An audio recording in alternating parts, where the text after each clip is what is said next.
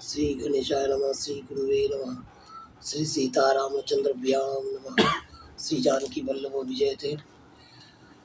गोस्वामी जी अभी तक प्रथम संतों की वंदना करी, दुष्ट की भी वंदना करी।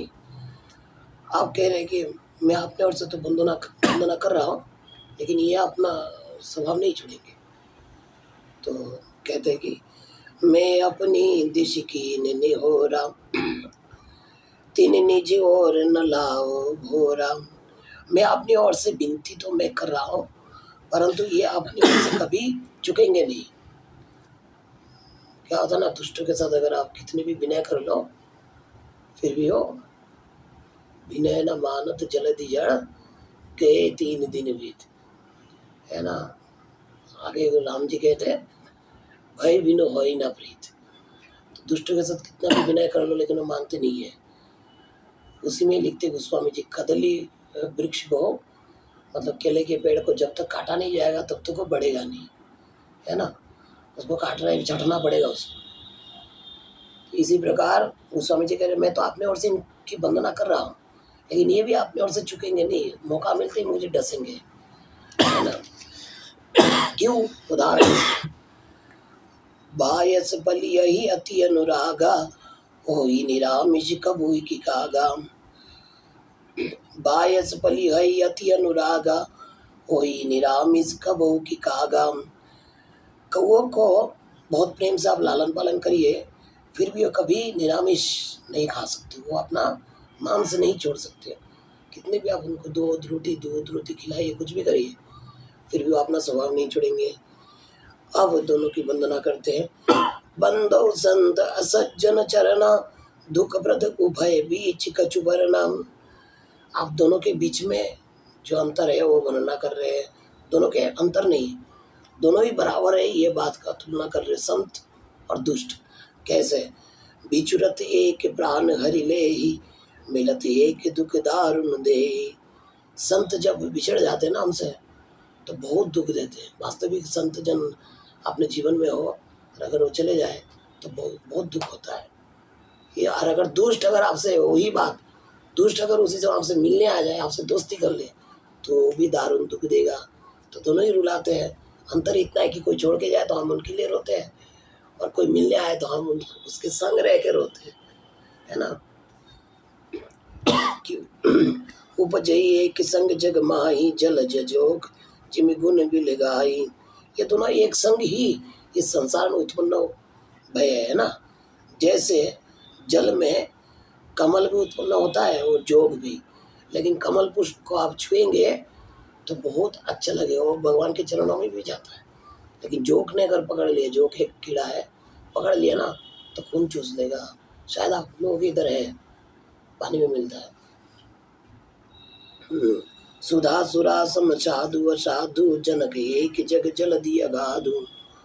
कहते हैं साधु अमृत के समान है, असाधु मदिरा के समान है ना। और जनक एक जग जल दिया गाधु, दोनों को उत्पन्न करने वाला समुद्र ही है। दोनों समुद्र से उत्पन्न होते हैं, अमृत भी और दारू भी। लेकिन आपने अपने स्वभाव के अनुसार हर कोई अपना अपना वस्तु ले लेता है। राक्षसों को पसंद आया दारू, तो भगवान ने उनको दारू दिया, है ना, सुरा। और देवताओं को अमृत। इसलिए जो दैवी गुण संपन्न व्यक्ति होगा वो अमृत को पिएगा, और जो दुष्ट गुण संपन्न व्यक्ति होगा वो दारू पिएगा। और अगर गलती से अमृत पी गया तो भी उसके महत्व नहीं जान पाएगा, है ना। भल अन भल निज निज कर तूती, लागत सुजस अपलोक विभूति। भले और बुरे अपने अपने करनी के अनुसार सुंदर यश अपयश की संपत्ति प्राप्त करते हैं। जो भलाई करेगा संसार का, उसको यश प्राप्त होगा। जो संसार में बुराई करेगा, गंदा क्रिया करेगा, उसको अपयश मिलेगा, है ना। सब अपने अपनी करतुती है, जो जैसे करेगा ऐसे उसको मिलेगा। सुधा सुधा कर शुर शरी साधु, कर अनल कलिमल सरी व्याधु। अमृत चंद्रमा गंगा जी साधु एवं विष अग्नि कलयुग के पापों की नदी, गुण अवगुण अर्थात कर्मनाशा। गुण अवगुण जानत सब कोई, जो जे भावनी के तही सोई। कहते हैं कि अमृत, चंद्रमा, गंगा जी, साधु एवं विष, अग्नि, कलयुग के पापों की नदी अर्थात कर्मनाशा नदी है ना, जो बिहार में मिलता है, हिंसा करने वाला व्याध, इनके गुण अवगुण सब कोई जानते हैं, किंतु जिसे जो अच्छा लगता है वो उसी को ही ग्रहण करता है। अमृत जिसको अच्छा लगता है अमृत लेगा, है ना। चंद्रमा जिसे अच्छा लगता है वो प्रणाम करेगा, गंगा जी जिसे अच्छा लगता है वो गंगा जी में आह्वान करेगा, और जिसको कर्मनाशा अच्छा लगता है तो कर्मनाशा में जाके आह्वान करेगा। साधु जिसको अच्छा लगेगा साधु के पास जाएगा, जिसको दुष्ट अच्छा लगेगा दुष्टों के पास जाएगा, है ना। भलो भलाई पई लगई, लगई नीचाई नीच, सुधा सराई अमरता, गरल गसराई अमीच। भला भलाई ही ग्रहण करता है, मतलब भला व्यक्ति अच्छे वस्तु को ग्रहण करता है, और नीच व्यक्ति नीच वस्तु को ग्रहण करता है। अमृत की सराहना अमर करने में होती है, और विष की मारने में।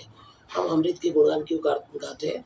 क्योंकि अमरत्व देता है, और विष को हम दूर क्यों रखते? क्योंकि वो मृत्यु देता है ना। इसी प्रकार समाज में जो अच्छा व्यक्ति होगा वो अच्छे का संग करेगा, जो बुरा व्यक्ति होगा वो बुरा का संग करेगा, है ना।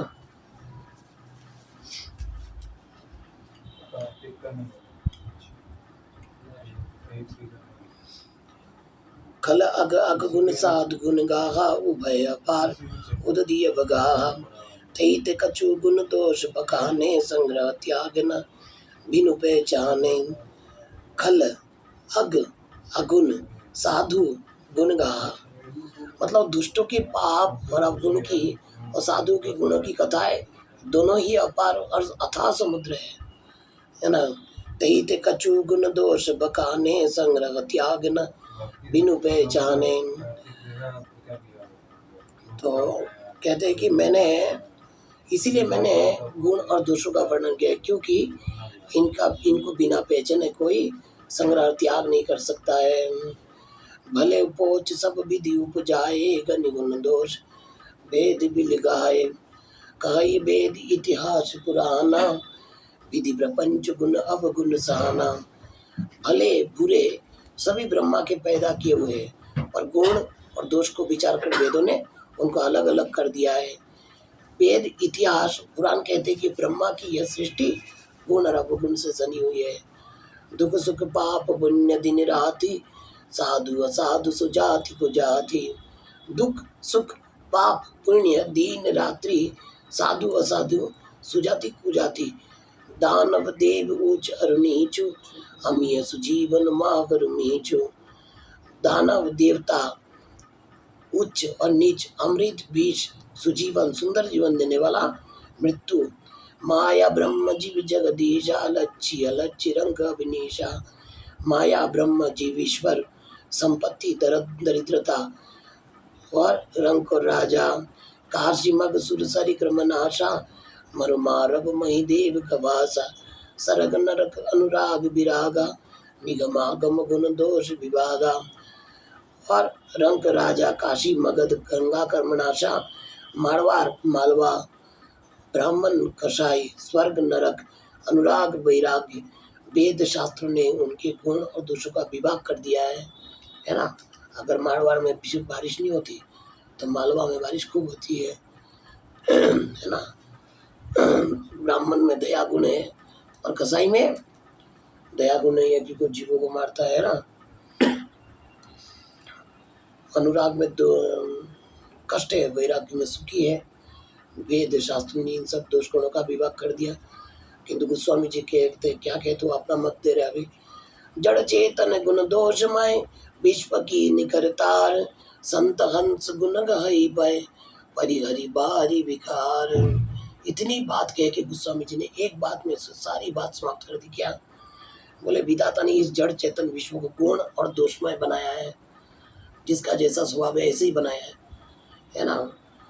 तो किंतु संत लोग संत हंस रूपी दोष, संत रूपी हंस क्या करते हैं? दोष रूपी जल को त्याग कर देते हैं और गुण रूपी दूध को ग्रहण कर लेते हैं। संसार दोष गुणमय है, लेकिन हमें गुणों को ग्रहण करना है, दोष को त्याग कर देना है ना। अस विवेक जब दे विधाता, तब तजि दोष गुनहि मनुराता। काल स्वभाव कर्म बरियाई, बल प्रकृति बस चुकई भलाई। विधाता ने जब इस प्रकार का विवेक विधाता जब इस प्रकार का विवेक दे देते हैं, तब दोषों को त्याग कर मन गुणों में अनुरक्त हो जाता है। मतलब विवेक की प्रयोजनता है ना। और काल स्वभाव कर्म की प्रबलता से भले लोग भी माया के वश में होकर कभी कभी भलाई से चूक जाते हैं। अगर कोई अच्छे व्यक्ति भी दोष कर लेता है तो हमें समझ लेना चाहिए कि उसका काल और स्वभाव, पिछले जन्म का स्वभाव हो सकता है इस जन्म में साधु है, लेकिन पिछले जन्म के कुछ कर्म है, इसके कारण उसका संस्कार ऐसा बना हुआ है। और काल समझो कि अभी समय का फेर चल रहा है, या कर्म की प्रबलता से, या कोई कर्म का ऐसा प्रभाव है जिसके कारण वो माया के वश में होकर कभी कभी भलाई अच्छे क्रिया से भी चूक जाता है ना। और सो सुधारी हरिजन जी मिले ही, दलित दुख दोष विमल जसु देहि। भगवान के भक्त जैसे उस चुप को सुधार लेते हैं, दुख दोषों को मिटाकर निर्मल यश देते हैं। लेकिन ये कथा भगवान के भक्तों में नहीं हो सकता है ना, क्योंकि भगवान के भक्त को विवेक भगवान देते हैं ना, भगवान मेंटेन करते उसका। इसीलिए कल करो बल पाई सुसंगो, मीठे न मलिन स्वभाव भंगो। दुष्ट भी कभी कभी उत्तम संग पाकर भलाई कर लेते हैं, अच्छे क्रिया कर लेते हैं, लेकिन परंतु उनका कभी भंग न होने वाला मलिन स्वभाव नहीं मिलता। कल मैं ब्रह्मानंद बाबा के लेक्चर सुन रहा था, तो कह रहे थे वो एक जगह में रहते थे, तो जिस एरिया में रहते तो वहाँ पे एक क्या कहते उसको बाहुबली रहता था। उसके परिवार 2 भाई है, बहुत बाहुबली है। किसी की लड़की को उठा लेना, बलात्कार कर देना उनका हर दिन का क्रिया है। लेकिन कभी वो कोई प्रभाव से क्या हुआ, वो प्रेमानंद बाबा को आके 1 किलो घी दिया उसने। बाबा ने रख तो लिया लेकिन उसको फेंक दिया उन्होंने बाद में, क्योंकि अधर्मी है, इसमें से खाना नहीं चाहिए, तो फेंक दिया उन्होंने। बाबा ने उसको यूज़ नहीं, ना किसी को दिया अभी। लेकिन उन्होंने कहा ये देखो, कभी कभार उसने अच्छा क्रिया किया लेकिन संत ने ग्रहण नहीं किया तो उसका भलाई भी नहीं हुआ। तो देखिए क्या हुआ अंतिम में, जब उसकी मृत्यु भई, मृत्यु के पहले एड्स हो गया उसके जीवन में। उसके घर पे कोई भी उसको अग्नि देने के लिए नहीं आया, मतलब उसके परिवार ही उजड़ गया पूरा उसका जो। तो देखो है ना, लकी सुबेश जग बंचक चेऊ, भेज प्रताप पूजी गई तेऊ। हम जैसे लोगों की बात कर रहे हैं, जो ठग है, जो बेशधारी ठग है, बेशधारी ठग हम लोग हैं, है ना। उन्हें भी अच्छा साधु का वेश बनाए देखकर, वेश के प्रताप से, मतलब ड्रेस के प्रभाव से जगत उनको पूजन करता है, आइए प्रभु, बैठिए प्रभु, खाइए प्रभु, सम्मान करते। लेकिन अंदर क्या है, वो अंदर क्या है, परंतु एक ना एक दिन उनका पोल खोल जाता है ना। कितने आप ये बना के रखो, एक दिन खोल जाएगा। अंत तक उनका कपट नहीं रहता है।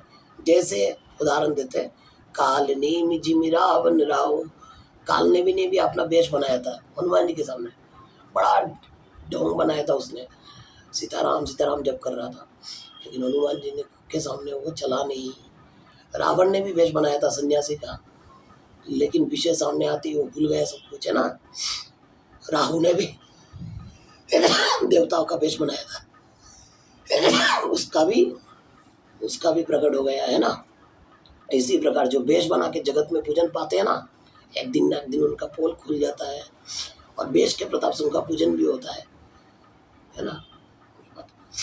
कियो कुबेशु साधु सन्मानु, जिमि जग जामवंत हनुमानु। हानि कुसंग सुसंगति लाहु, लोको वेद विदित सब काहू। और बढ़िया ड्रेस भी नहीं है, ड्रेस कोड नहीं है किनका, हनुमान जी का और जामवंत जी का, फिर भी जगत उनका पूजन करता है, अभी भी कर रहा है। क्यों? क्योंकि अंदर उनकी साधुता है। और बुरे संग से हानि ही होता है, नुकसान ही होता है, और अच्छे संत संग से फायदा ही होता है। ये बात लोक और वेद में है, इसीलिए सभी लोग इसको जानते भी है। गगन चढ़ई रज प्रवन पवन बसंगा, कीचई मिलई नीच जल संगा। पवन के संग से धूल आकाश पर चढ़ जाती है, वायु के संग से धूल है ना आकाश में चढ़ जाता है। वो ही नीचे बहने वाला जो जल है, उसके संग से कीचड़ बन जाती है। कौन? धूल, है ना। और साधु असाधु सदन सुख सारी, सुमिरे राम देहि घनघारी। साधु के घर के तोता मैना राम राम सुमिरन करते हैं, और असाधु के घर के तोता मैना गिन गिन कर गालियां देते हैं, है ना। सज्जन व्यक्ति के घर में अगर कोई तोता हो तो वो क्या करता है? सीताराम, राधे श्याम, नमस्कार, ये सब करेगा, है ना। और असद व्यक्ति के घर में कोई तोता हो तो वो दिन भर गाली देता है, तो वो क्या भूकेगा, है ना। गाली देगा ना। धूम कुसंगति कारिक होई, लिखियो पुराण मंजुमसी होई। कुसंग के कारण धुआं कालिक कहलाता है। अब वही धुआं सुसंग से सुंदर से आई होकर पुराण लिखने में काम आता है ना। और सोई जल अनल अनिल संगाता, वही जलत जग जीवन दाता। वही धुआं जल, अग्नि और पवन के संग से बादल होकर जगत को जीवन देने वाला बन जाता है ना। वही धुआं जल, अग्नि और पवन के संग से, तीनों का संग जब वो प्राप्त कर लेता है तो मेघ बनकर सबको जीवन देने वाला बन जाता है ना। खाली संग का कार्य है, संग बदल जाए तो सब ठीक। ग्रह भेषज जल पवन पट, खाई कुजोग सुजो, ओही को वस्तु सुवस्तु जग, लखई सुलज्जन लोग। ग्रह, औषधि, जल, वायु और वस्त्र, ये सब भी कुसंग और सुसंग पाकर संसार में बुरे और भले पदार्थ बन जाते हैं। चतुर और विचारशील पुरुष ही इस बात को जानते हैं। सम प्रकाश तम पाक दू, नाम भेद विधि कीन, शशि शोषक पोषक समुझ जग, जस अप जस दीन।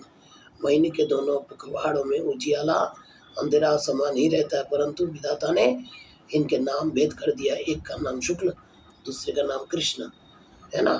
एक को चंद्रमा का बढ़ाने वाला, दूसरे को उसका घटाने वाला समझकर जगत ने एक को सूर्यास्त और दूसरे को पेश दिया है। अमावस के कृष्ण पक्ष क्या करता है? चंद्रमा को घटा देता है ना। शुक्ल पक्ष चंद्रमा को बढ़ा देता है, इसीलिए शुक्ल पक्ष को ही श्रेष्ठ बताया गया है ना। अब गोस्वामी जी अपना मत दे रहे, वो क्या कह रहे हैं, मैं क्या समझता हूँ। कह रहे जड़ चेतन जग जीव जत, सकल राम मैं जानी, वंदो सबके पद कमल, सदा जोरी जुग पानी। गोस्वामी जी कहते हैं कुछ भी है लेकिन जगत में सब कुछ जड़ चेतन सब राममय है, इसलिए मैं सबका पद कमल, सबकी पद कमल की वंदना करता हूँ हाथ जोड़ करके, है ना। देव धनुज नर नाग खग, प्रेत पितर गंधर्व, बंदो किन्नर रजनिचर, कृपा करो अब सर्व। देवता देव मानु दैत्य मानुष नाग पक्षी प्रेत पितर गंधर्व किन्नर निशाचर, सबको मैं प्रणाम करता हूँ। आप सब मुझ पर कृपा करिए। यहाँ तक रहने थे। सियावर राम चंद्र जी की जय। पक्षी, हाँ पक्षी। सांप को भी खग बोलोगे? सांप को तो पक्षी है। क्या समझे? संघ का प्रभाव है, संघ सुधार लो।